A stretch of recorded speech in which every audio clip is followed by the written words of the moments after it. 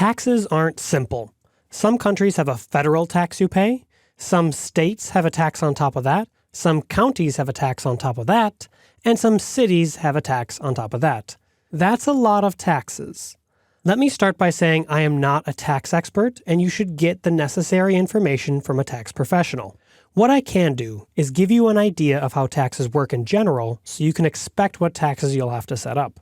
The general rule is that if you have nexus in a place, you have to pay those taxes. Nexus means having physical presence in a state, like a warehouse or storefront. So if I have a store in Colorado and a warehouse in Utah, I have to collect both Colorado and Utah taxes.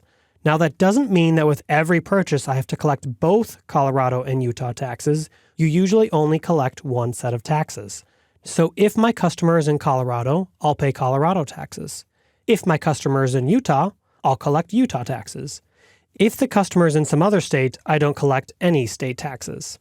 At a very high level, that's how e-commerce companies collect taxes on goods shipped and sold in the US. There are two different ways to display taxes. In Europe, it's fairly common to display tax-inclusive prices. That means if the product costs $10, part of the $10 go towards the taxes. The customer is paying the taxes, but it's not an additional line item on a receipt. It's built into the price. If you're in Europe, make sure your e-commerce platform can show tax-inclusive prices. If you're in the US, you want to make sure your e-commerce platform can show tax-exclusive prices. That means if your item costs $10, you're going to have to add tax on top of that. Almost all e-commerce platforms will handle this.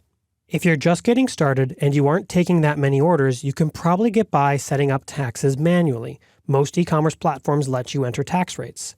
If your store starts growing and you want to make sure tax rates update automatically, there are services that do this for you. iThemes Exchange integrates with TaxCloud, which is a service that gets your tax rates for you.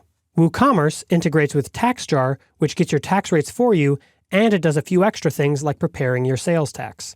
Some e-commerce platforms don't ask for billing details. They might only ask for an email address. These look really sleek, but they might not be accurate for tax purposes.